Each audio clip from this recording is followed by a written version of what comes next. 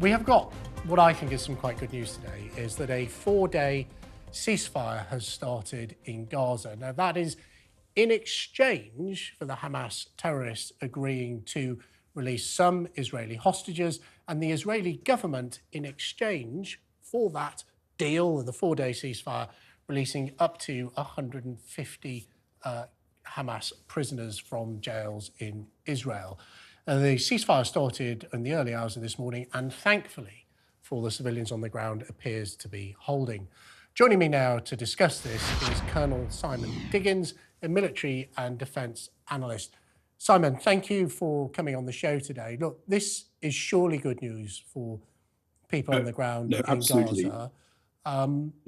How likely do you think this ceasefire is to hold in the first instance? It's fragile. I mean, both the way in which we got to where we are now, and also the various conditions that need to be met and continue to be met, means it's always going to be hard to kind of hold the line.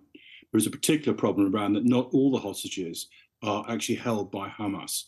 We understand some of them belong to another Iran-inspired jihadist organization.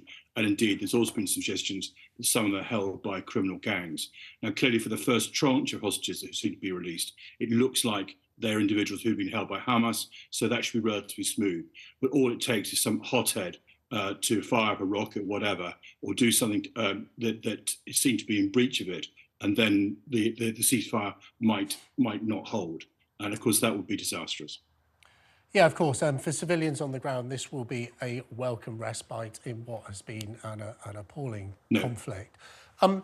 But Israel's paying a really high price for this, aren't they? They're having to release 150 prisoners, which is very controversial. Benjamin Netanyahu has spoken before about the sort of individuals they've released. And in fact, the leader of Hamas, who inspired and commanded the attack on Israel that we saw on the 7th of October, was historically someone who was held by the Israeli government as a prisoner, was then released, and then went on to organise and run this illegal terrorist incursion into Israel. So they're paying a high price. Do you think Benjamin Netanyahu can continue to carry the Israeli public with him if we start to see these hostages taken by Hamas come home, some of which, let's remind ourselves, were 9 months old, babies, frankly, when they were taken? The challenge, I think, for Netanyahu is more complicated than that.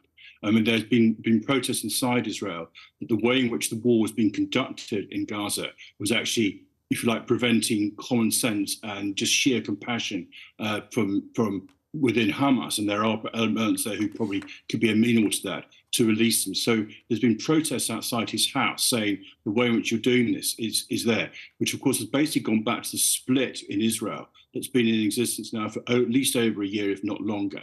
So the war and the horrible, ghastly attack by Hamas on October the 7th, I think united them. But the issues of the hostages and the way in which they've been held and the way in which Israel is conducting the campaign, and whether or not they were prioritizing the release of hostages or just trying to deal with Hamas, has also split Israel. So Netanyahu is actually in a very difficult place. He's under pressure from those who said you have not prioritized that.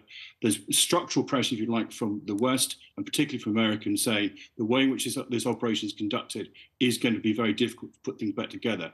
And there's also the future. I mean, at the end of the day, nobody wants Hamas around. Hamas must go. There's no question about that.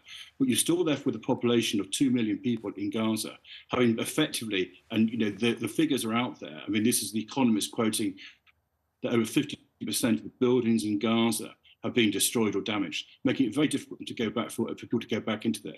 But what happens to Gaza after the war has to be thought about as well. So the dilemmas are there for the Israelis, and what they do is not just about the immediate problem of how can we get hostages out or not. And of course, one of the key targets set out by the government of Israel was we never want to be subject to this sort of terrorist attack again. We cannot have a neighbour on our direct border who wants to destroy the state of Israel, as Hamas has stated on numerous occasions. Their objective, apart from releasing these hostages, is to completely neutralise the threat of Hamas. Are they anywhere near doing that? And and if they're not, is this a temporary pause and we will see them resume hostilities to hit their main game of their main sort of their main aim of neutralising Hamas as a threat? again, very difficult to work out how it was going to happen. We do know that built in within the, if you like, the deal that's being put forward at the moment is the possibility of extending it. So at the moment, we've got this 4-day humanitarian pause. They're not calling it a ceasefire, a 4-day humanitarian pause in which, if everything works out, there'll be a release of hostages. But linked to that is this, that the deal can be extended by a day up to really another 10 days or so, so we can get even more hostages out. And that's obviously got to be a good thing. I think what people are hoping, those who think there now needs to be a more full-time humanitarian ceasefire, is that pause will give everyone a chance to stop and think and say, is this the right way to deal with what we're doing?